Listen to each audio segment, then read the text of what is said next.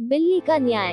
एक जंगल में विशाल वृक्ष के तने में एक खोल के अंदर कपिंजल नाम का तीतर रहता था। एक दिन वह तीतर अपने साथियों के साथ बहुत दूर के खेत में धान की नई नई कोम्पलें खाने चला गया। बहुत रात बीतने के बाद उस वृक्ष के खाली पड़े खोल में शीघ्रगो नाम का खरगोश घुस आया और वहीं रहने लगा। कुछ दिन बाद कपिंजल तीतर अचानक ही आ गया। धान की नई नई कोम्पलें खाने के बाद वह खूब मोटा ताजा हो गया था। अपनी खोल में आने पर उसने देखा कि वहाँ एक खरगोश बैठा है।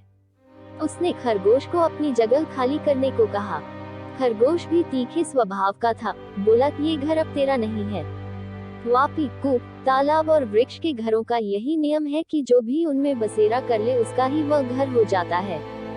घर का स्वामित्व केवल मनुष्यों के लिए होता है, पक्षियों के लिए गृह स्वामित्व का कोई विधान नहीं है। झगड़ा बढ़ता गया। अंत में करपेजल ने किसी भी तीसरे पंच से इसका निर्णय करने की बात कही। उनकी लड़ाई और समझौते की बातचीत को एक जंगली बिल्ली सुन रही थी। उसने सोचा, मैं ही पंच बन जाऊं तो कितना अच्छा है, दोनों को मार कर खाने का अवसर मिल जाएगा। ये सोच हाथ में माला लेकर सूर्य की ओर मुख करके नदी के किनारे कुशासन बिछाकर वह आंखें मूंद बैठ गई और धर्म का उपदेश करने लगी। उसके धर्मोपदेश को सुनकर खरगोश ने कहा, ये देखो, कोई तपस्वी बैठा है, इसी को पंच बनाकर पूछ लें।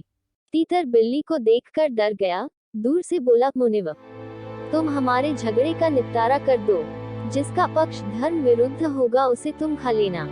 ये सुन बिल्ली ने आंख खोली और कहा, राम राम, ऐसा न कहो, मैंने हिंसा का नाटकीय मार्ग छोड़ दिया है, अतः मैं धर्म विरोधी पक्ष की भी हिंसा नहीं करूंगी। हाँ, तुम्हारा निर्णय करना मुझे स्वीकार है, किंतु मैं वृद्ध हूँ, दूर से तुम्हारी बात नहीं सुन सकती, पास आकर अपनी बात कहो। बिल्ली की बात पर दोनों को विश्वास हो गया।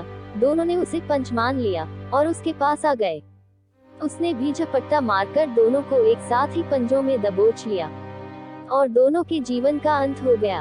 अपनी समस्या खुद सुलझा लिया जाए तो कई अन्य लोग मौका का फायदा नहीं उठा पाते।